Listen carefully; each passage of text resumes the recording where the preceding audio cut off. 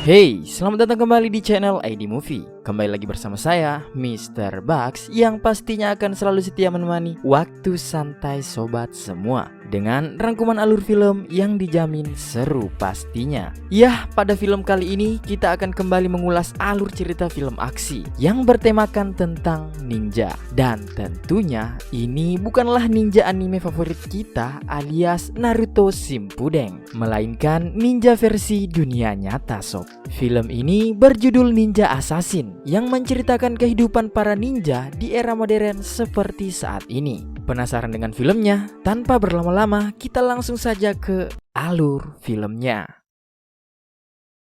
Bertempat di Osaka, film dibuka dengan memperlihatkan seorang pimpinan gangster Yakuza Machi yang sedang menato punggungnya. Di sini dia tampak emosi karena merasa kesakitan saat sedang ditato. Si tukang tato yang sudah tua lalu mengatakan jika ada orang yang merasa kesal dan kesakitan saat ditato, maka orang itu tidak cocok hidup di lingkungan yang keras. Merasa tersinggung, pimpinan Yakuza itu pun marah dan hendak untuk memberi pelajaran pada si kakek. Beruntung pada saat itu juga datanglah salah satu anak buah bos gangster yang tampak membawa sepucuk surat yang berisikan pasir hitam. Si tukang tato yang melihat itu tampak begitu terkejut dengan ekspresi ketakutan. Ia lalu menjelaskan kepada para gangster tersebut bahwa surat dengan isi pasir hitam ini menandakan kalau sesuatu yang mengerikan akan segera terjadi. Pimpinan Yakuza dan para anak buahnya yang mendengar itu malah tertawa dan menganggapnya sebagai sebuah lelucon. Kemudian si pria tua itu menceritakan kalau dulu seseorang juga pernah menerima amplop yang berisikan pasir hitam yang sama. Lalu kemudian hal mengerikan terjadi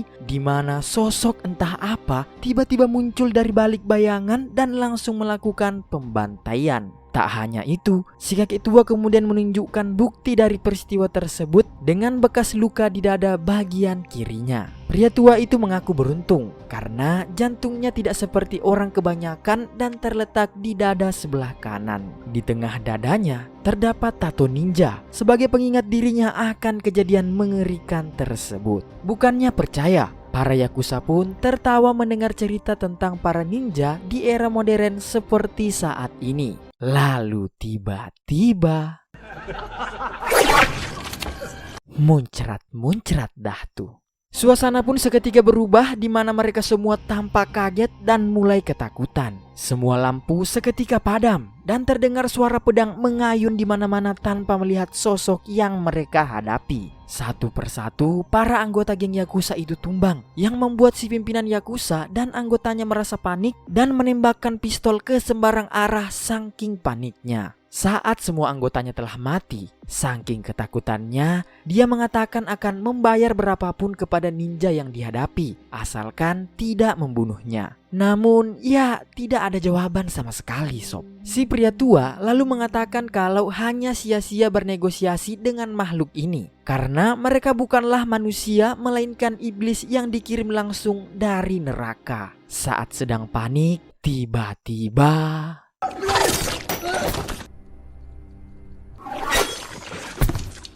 kemudian dari bayangan gelap muncullah sosok ninja yang dimaksud. Ninja itu berjalan mendekati si pria tua dengan tatapan mata yang begitu dingin. Tanpa basa-basi, ia langsung menebas si pria tua.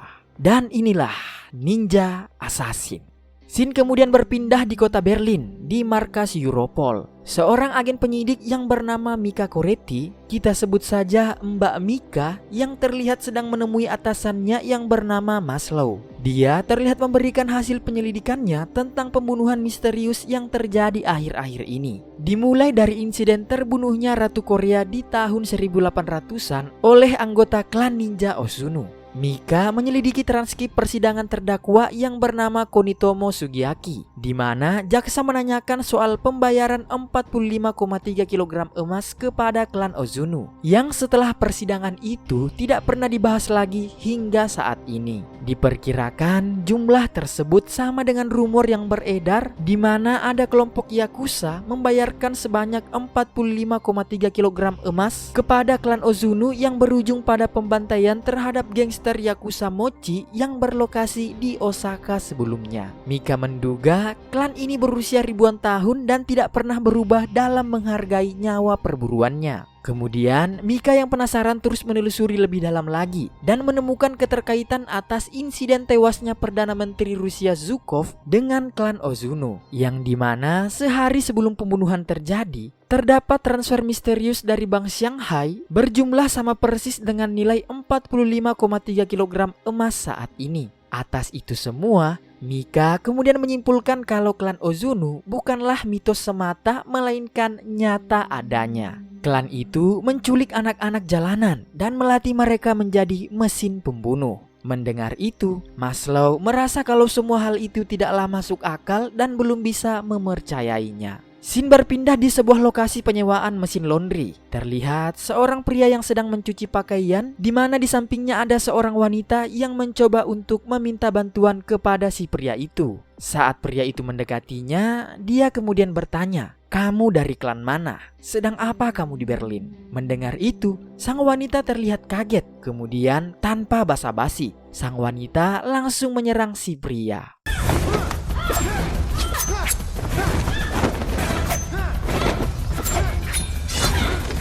Si pemilik laundry yang penasaran akan kegaduhan dari luar segera pergi memeriksa keadaan di sana. Dan yang ia dapati hanya ada mesin laundry yang berputar dengan potongan tubuh manusia di dalamnya yang mengeluarkan darah dari sana. Sumpah, bikin ngilu ini sob.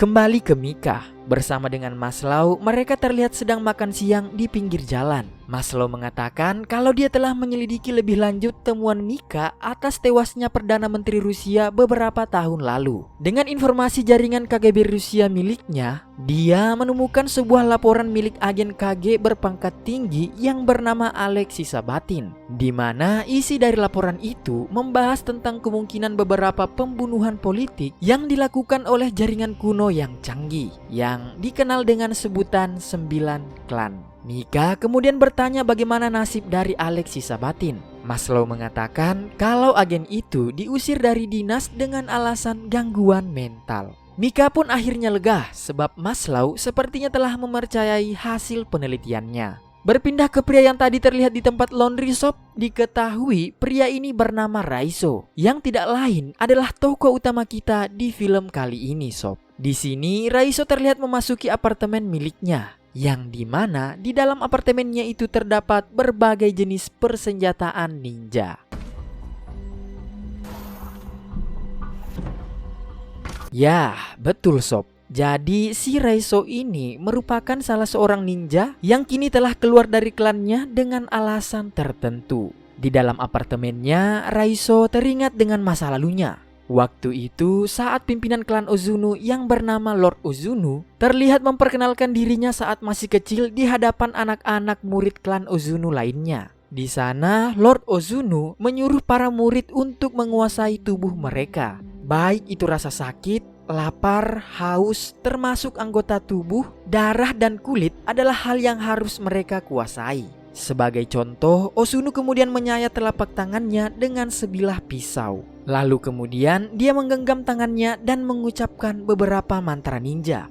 Dan saat dibuka, Bim Salabim akan regodoti. Luka sayatan di telapak tangannya langsung sembuh. Sungguh luar binasa, sembuh dengan sendirinya ini sob. Ozuno lalu mengatakan kalau itulah salah satu kekuatan dari klan Ozuno dan jalan ninja mereka. Siang harinya, Raiso terlihat telah melumpuhkan temannya di dalam sebuah pertarungan. Lord Ozuno kemudian mengatakan kalau hidup adalah sebuah pertempuran. Raiso yang tadinya merupakan anak jalanan polos yang dibuang oleh kedua orang tuanya, kini dia harus berjuang bertahan hidup dan menjadi lebih kuat hingga akhirnya bisa menang. Karena dalam pertempuran saat melawan musuh, harus tanpa ada keraguan atau belas kasihan. Untuk bertahan hidup, ia harus belajar tidak memiliki rasa takut sedikit pun. Kembali ke Raiso dewasa, tampak ia selalu berlatih menguasai kekuatan tubuhnya.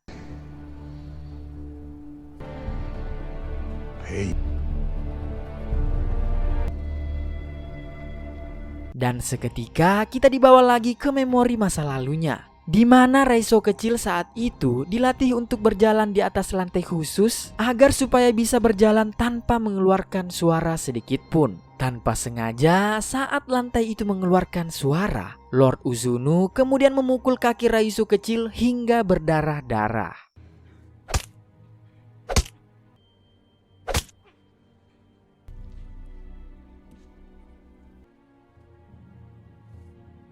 Malam harinya, Raiso yang tidak bisa tidur karena kesakitan dihampiri oleh salah satu teman wanitanya bernama Kiriko yang merasa kasihan dan langsung mengobati luka-luka di kaki Raiso. Luka-luka itu masih membekas hingga sampai saat ini. Di sisi lain, Mika tampak menemui istri dari Alex Sabatin, yakni agen KGB yang membuat laporan atas keterkaitan kematian Perdana Menteri Rusia dengan 9 klan. Istri Alex mengatakan kalau dulu laporan Alex menimbulkan masalah pada karirnya. Setelah laporan Alex mencuat, terlihat sikap Alex begitu berubah tidak seperti biasanya. Alex terlihat seperti orang yang selalu ketakutan. Saking ketakutannya, dia berinisiatif memasang kunci di setiap celah rumahnya, bahkan memasang kamera dan sensor gerak di segala tempat, serta juga memasang lampu-lampu di mana-mana agar tidak ada bayangan, kata Alex. Suatu hari, ada seorang pria datang ke rumah Alex. Mereka berbincang sesaat lalu pergi.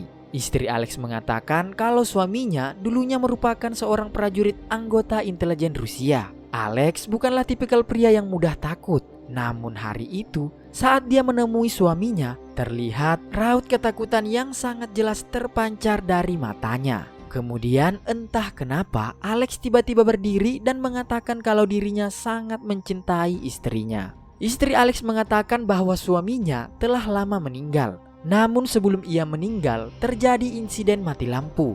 Dan istri Alex memilih untuk tidak melanjutkan ceritanya lagi. Sang istri kemudian memberikan berkas penelitian yang dulu ditinggalkan oleh suaminya kepada Mika dengan tujuan agar dapat membantunya dalam penyelidikan. Sesampainya di rumah, Mika membuka berkas milik Alex. Di sana terdapat berbagai macam bukti kalau para ninja itu nyata. Lalu terdapat kaset rekaman CCTV dan saat diputar, Mika melihat wajah Raiso di dalamnya. Berpindah ke apartemen Raiso, dia terlihat sedang berlatih menggunakan pedang dan kusarigama. Dalam latihannya sangat jelas tampak amarah dalam diri Raiso.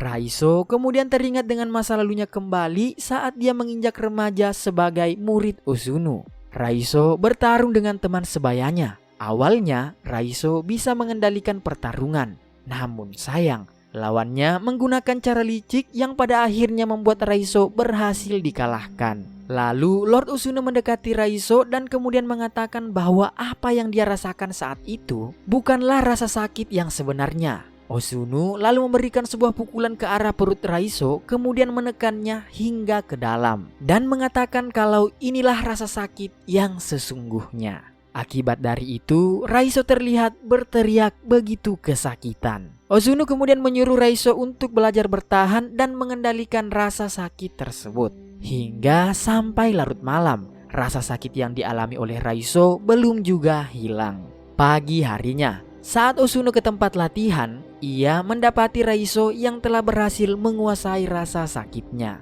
Berpindah ke tempat Mika. Di kantornya, Mika tampak ditemui oleh seorang agen bernama Sapsransky. Kita sebut saja Sarkodes alias Sapurata Kota Desa. Dia menanyakan apakah agen Maslow bertingkah aneh belakangan ini. Sarkodes mengatakan kalau beban kerja yang berat bisa membawa stres dan kelelahan mental. Setelah itu, Mika kemudian menemui Maslow yang ternyata juga baru saja ditemui oleh Bung Sarkodes dan menanyakan hal yang sama pula dengan Mika. Mika mengatakan kalau ada pihak yang sedang mengawasi mereka saat ini dan tidak ingin mereka melanjutkan penyelidikan tentang kasus 9 klan tersebut.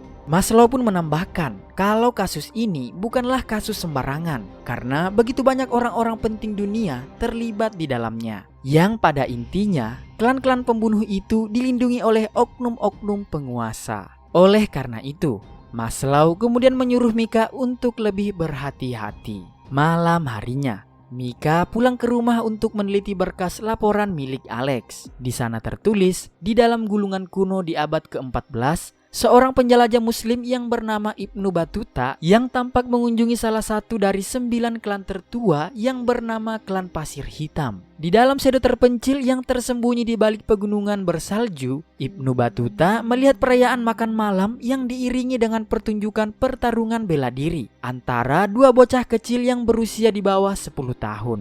Scene berpindah ke tempat Raizo. Saat di perjalanan, Raizo teringat akan masa lalunya bersama Kiriko. Pada waktu itu, Kiriko terlihat memotong sebuah tali tanaman bonsai. Raizo yang melihatnya mencoba untuk mendekati Kiriko dan mengatakan kalau hal itu bisa membuatnya dihukum karena tindakannya. Kiriko mengatakan kalau jantung pohon akan tahu kemana mereka akan tumbuh. Raizo pun menjawab jika pohon itu tidak punya jantung. Sedangkan menurut Kiriko, semua makhluk hidup mempunyai jantung. Hingga Kiriko kemudian memintanya untuk mendengarkan detak jantungnya. Kemudian dalam sebuah momen latihannya, Raizo muda terlihat ditutup matanya oleh Lord Uzunu. Raizo harus bisa bertahan hidup tanpa indera penglihatan selama setahun penuh. Dia bertarung dengan hanya mengandalkan indera pendengarannya.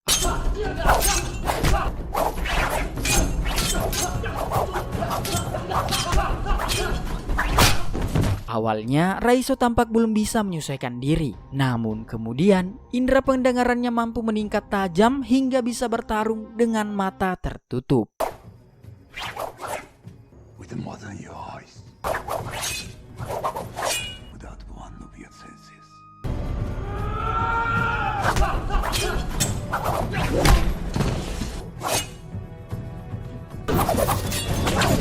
Dengan itu, ia pun berhasil mengalahkan lawan tandingnya. Malam harinya saat sedang beristirahat, dengan kemampuan indera pendengarannya, Raizo dan Kiriko mampu saling mendengarkan detak jantung mereka yang saling seirama. Dari momen ini sob, saya mulai terinspirasi untuk ingin menjadi seorang ninja. Ya mana tahu bisa dipakai bucin-bucin begitu ya kan sob? Masih di masa lalu, di lain hari, Kiriko terlihat mampu mengalahkan lawannya di dalam sebuah pertarungan. Kemudian, Lord Uzunu memerintahkan Kiriko untuk menyayat lawannya menggunakan sebuah pisau. Namun, karena Kiriko merasa kasihan pada lawannya itu, ia pun menolaknya. Atas itu, Uzunu kemudian melukai pipi Kiriko dan memberikannya sebuah hukuman.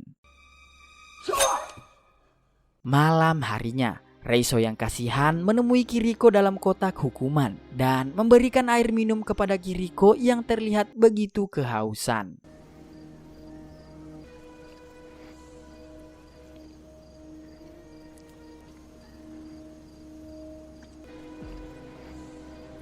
Di lain hari pada suatu malam, saat sedang terjadi hujan lebat, Raizo melihat Kiriko yang sudah tidak berada di tempat tidurnya. Ia kemudian mengejar Kiriko yang hendak untuk kabur. Di sini, Raizo berusaha menghentikan aksi Kiriko karena bisa berakibat fatal. Namun sayang, Kiriko tetap kekeh melanjutkan aksinya untuk kabur. Sebab baginya, kehidupan yang sesungguhnya berada di luar sana, bukan di tempat mereka saat ini. Kiriko pun melanjutkan aksinya dengan naik ke atas dinding untuk kabur dari tempat tersebut. Berpindah ke Raizo dewasa, dia terlihat berjalan membawa foto Mika dengan tulisan alamat di belakangnya. Sementara di tempat Mika, Maslow memperingatkannya akan bahaya yang sedang mengintai mereka. Karena Maslow merasa tidak pernah dicurigai seperti sekarang selama masa karirnya. Dia diperiksa oleh Provos Pertahanan Dalam Negeri dan lain-lain juga berdatangan. Maslow kemudian menyuruh Mika untuk cuti dan membekalinya dengan sebuah pistol. Sesampainya di rumah, ternyata di lingkungan rumah Mika tengah terjadi pemadaman listrik. Di dalam rumah yang gelap gulita, tak disangka Mika menemukan amplop putih yang berisikan pasir hitam di dalamnya. Dan tiba-tiba ternyata sob, sudah ada 2 orang ninja di dalam sana. Pertarungan antara 2 orang ninja itu pun tak terelakkan. Mereka bertarung di dalam gelap dan terlihat salah seorang ninja berhasil dilumpuhkan. Kemudian terdengar suara yang memperingatkan Mika bahwa akan ada banyak lagi ninja yang akan datang. Mereka tidak akan pernah berhenti sampai Mika mati. Suara itu mengatakan kalau dia akan membantu Mika. Dan kemudian muncullah sosok manusia dari balik bayangan. Yang ternyata sob, dia adalah Raizo. Entah atas dasar apa, ia memilih untuk menyelamatkan nyawa si Mika. Di sini Mika terlihat tidak asing dengan muka Raizo karena dari rekaman CCTV. Raizo kemudian segera mengajak Mika untuk meninggalkan tempat tersebut. Kita kembali lagi ke memori masa lalu. Terlihat Kiriko yang kabur mampu kembali ditangkap oleh para anggota ninja klan Ozuno. Kiriko kemudian diikat di tiang dalam markas ninja dan Ozuno memerintahkan salah seorang yang bernama Takeshi untuk mengeksekusi Kiriko. Takeshi yang memang juga mengetahui ada hubungan spesial antara Raizo dengan Kiriko terlihat tersenyum sinis sebelum mengeksekusi Kiriko. Dengan menatap Raizo, Kiriko tewas dengan pedang menancap tepat di jantungnya. Di dalam mobil, Raizo mengatakan kalau para ninja sedang mengikuti mereka, memburu mereka berdasarkan aroma tubuh layaknya seekor serigala lapar. Dari sini, Mika mulai menyadari kalau Raizo ternyata juga menjadi orang yang diburu oleh klan Ozuno karena sesuatu hal. Raizo kemudian teringat masa lalunya di saat dia pertama kali mengemban tugas sebagai seorang assassin. Dia ditugaskan oleh Ozuno untuk membunuh seseorang dan mengambil arloji emas di tangannya. Di dalam toilet, Raizo menemui orang itu dan langsung menusukkan pisau ke leher targetnya. Namun karena targetnya yang memang memiliki ukuran tubuh yang membagongkan ini ternyata terlalu kuat dan masih bisa melawan. Hingga pertarungan sengit pun terjadi di sana.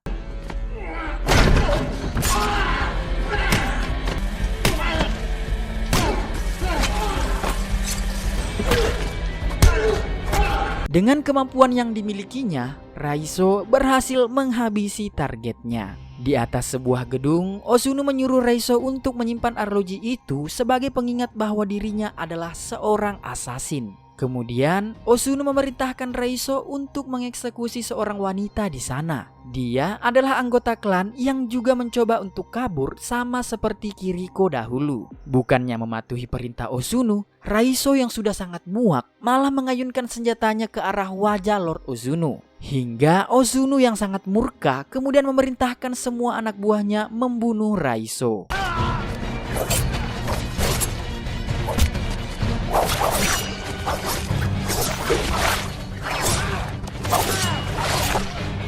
Akibat dari kalah jumlah, Raizo tampak terlihat tak berdaya dan terkena banyak sayatan berbagai senjata ninja. Hingga ia pun memilih untuk menyelamatkan diri dengan melompat dari atas ketinggian gedung. Sejak saat itu, Raizo ternyata menyimpan dendam terhadap Lord Ozuno. Raizo dan Mika kemudian masuk ke sebuah penginapan. Mika disuruh untuk mandi tanpa menggunakan sabun dan mengganti bajunya. Setelah selesai, Raizo kemudian memberikan asap rokok di sekeliling tubuh Mika agar aroma tubuhnya berganti. Dan mereka pun melanjutkan perjalanan. Mika kemudian mencoba meminta bantuan kepada Maslow dengan mengajaknya untuk bertemu di tempat yang tersembunyi. Namun saat sampai di sana, Raizo dengan insting tajamnya merasakan kejanggalan dan memperingatkan Maslow bahwa akibat dari ulahnya ini maka akan banyak nyawa yang berjatuhan. Dan tak lama muncullah banyak sekali tentara dari berbagai sisi yang langsung menyetrum Raizo dan menangkapnya. Maslow kemudian membawa Mika dan Raizo ke sebuah markas rahasia dan mengikat Raizo di dalam sebuah sel.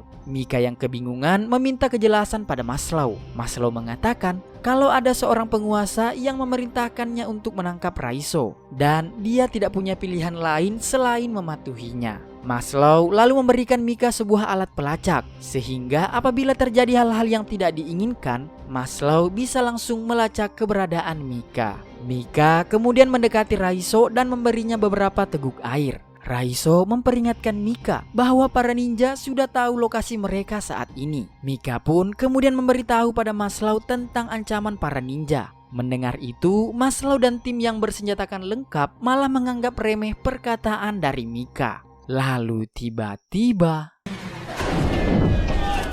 Mika langsung berlari menuju Raizo. Di dalam kegelapan, para tentara berusaha mencari tahu apa yang sedang terjadi. Namun di atas mereka telah ada para ninja yang sudah bersiap menyerang para tentara tersebut. Satu persatu tentara itu pun tumbang diserang oleh para ninja yang bergerak dalam kegelapan. Para ninja juga terlihat menyerang tentara yang ada di dekat Mika. Mika yang melihat itu tak ingin membuang kesempatan dan segera mengambil kunci sel di tubuh tentara yang tewas dan segera mencoba membuka rantai yang mengunci Raizo. Bersamaan dengan itu, terlihat sosok bayangan mulai memasuki ruangan mereka. Beruntung, tepat pada waktu saat tangan Raizo berhasil dibuka kuncinya, dia langsung menghabisi ninja yang mendatangi mereka. Saat Raizo dan Mika berjalan keluar ruangan, Raizo kemudian menyuruh Mika untuk menunggu dan dirinya pun menghilang dalam kegelapan. Dalam gelap terdengar suara pertarungan tapi tidak terlihat sosok apapun di sana.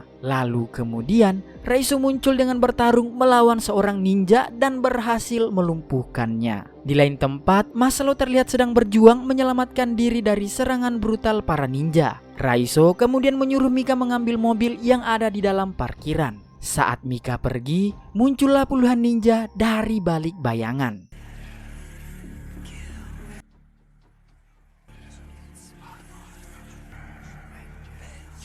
Pertarungan pun kembali berlanjut. Raizo tampak melawan puluhan ninja dari klan Uzunu.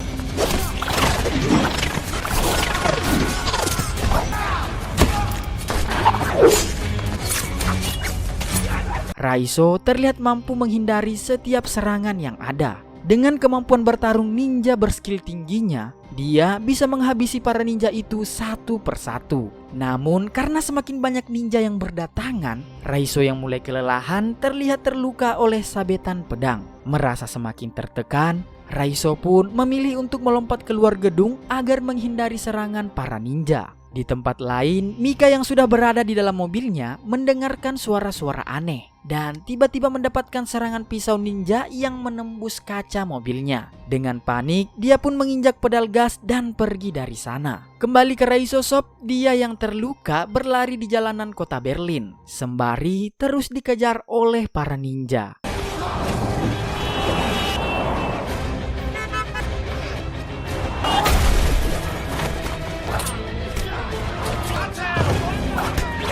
Seorang ninja berhasil merobek perut Raizo yang membuat ia harus tumbang. Saat hendak untuk mengeksekusi Raizo, Mika tiba-tiba muncul dan langsung menabrak ninja tersebut. Mika kemudian menyelamatkan Raizo dan bermaksud membawanya ke rumah sakit. Namun Raizo menolaknya hingga membuat Mika kemudian terpaksa hanya membawanya ke dalam sebuah penginapan. Di dalam sana, Raizo terbaring tak berdaya dengan luka di sekujur tubuhnya. Lalu kemudian dari luar penginapan, Mika melihat beberapa bayangan yang memasuki ruangan tempat Raizo berbaring. Pagi harinya, kepolisian datang dengan berbekal alat pelacak milik Mika dan hanya menemukan Mika terduduk sendirian di sana. Ternyata sob, para ninja telah membawa Raizo pergi. Di dalam sebuah kotak, Raizo mencoba memulihkan dirinya sendiri dengan kemampuan yang dimiliki oleh klan Uzunu. Luka-luka itu secara perlahan-lahan tertutup satu persatu dengan sendirinya.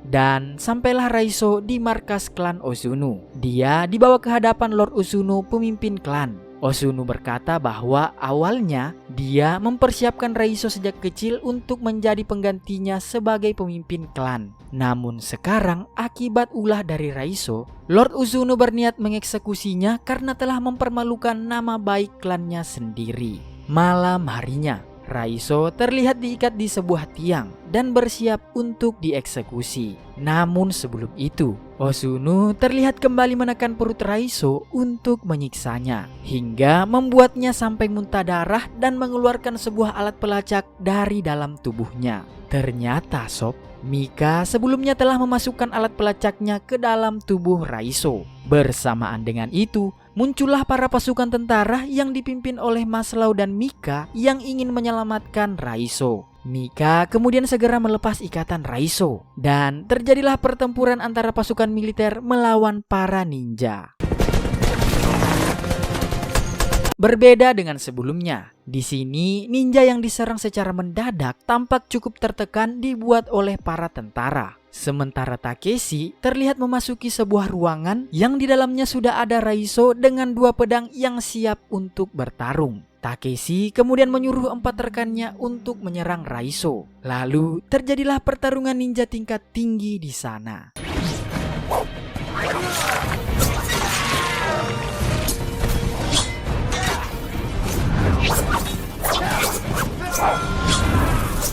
Dengan skillnya, Raizo terlihat sanggup menumbangkan mereka satu persatu. Lalu kemudian giliran Takeshi yang melawan Raizo. Takeshi terlihat cukup kuat. Mereka berdua bertarung di antara kobaran api. Raizo kemudian mengingat bahwa yang mengeksekusi Kiriko dahulu adalah Takeshi, hingga membuat emosinya memuncak dan menyerang Takeshi secara brutal.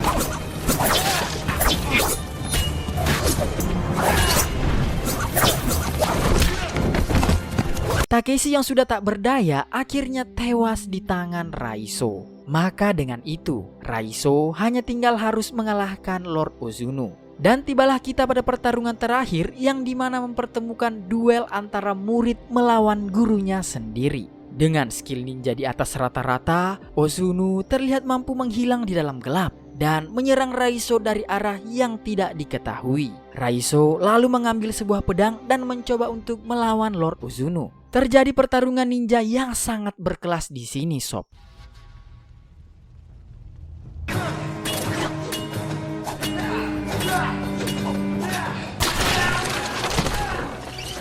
Meskipun penuh dengan luka, Raizo mampu terus berusaha bertarung melawan gurunya. Di saat Raizo akan menyerang, Ozuno dengan ilmu tingginya kembali mampu menghilang di dalam gelap. Dan dengan kecepatan ninja miliknya, Ozuno mampu menjatuhkan Raizo. Di saat Ozuno akan mengakhiri Raizo, tiba-tiba Mika menembaknya dari arah belakang. Melihat itu, Raizo segera menyuruh Mika untuk lari, namun sudah terlambat. Ozuno terlihat kembali menghilang di dalam gelap dan muncul di belakang Mika. Dan dengan mudah, Ozuno menusuk Mika tepat di jantungnya. Melihat Mika yang sudah tumbang, kali ini Raizo dengan kecepatan ninjanya, ia juga mampu menghilang di dalam gelap dan menyerang Ozuno secara bertubi-tubi sampai lengan Ozuno terputus. Ozuno yang sudah dalam kondisi tak berdaya kemudian langsung dieksekusi oleh Raizo. Raizo pun mampu mengalahkan Lord Ozuno. Kemudian Raizo mendengarkan detak jantung dari Mika dan membawanya keluar dari bangunan tersebut. Maslow yang melihat bekas tusukan pedang tepat di jantung Mika tampak begitu khawatir. Namun Raizo mengatakan kepada Maslow bahwa Mika akan baik-baik saja, sebab Mika memiliki jantung yang spesial yang berada di sebelah kanan dadanya, tidak seperti manusia pada umumnya. Tak lama, Mika pun akhirnya bisa siuman kembali. Beberapa hari setelah pertarungan, di akhir film kita diperlihatkan dengan Raizo yang kembali mendatangi markas klan Ozuno. Atas kekalahan klan Ozuno, film pun berakhir. Ya, itulah tadi alur cerita dari film Ninja Assassin. Semoga alur film yang saya bawakan tadi dapat menghibur sobat semua. Sungguh film yang mampu memacu adrenalin kita ya sob. Pesan yang dapat kita ambil dari film ini ialah tidak masalah jika kita bertekad untuk tumbuh menjadi kuat. Namun saat kita menyadari jikalau jalan yang kita pilih itu salah, maka berbaliklah dan bangkit untuk berontak. Saya Mr. Bugs pamit undur diri, sampai ketemu di alur cerita film selanjutnya. Arigatou gozaimasu.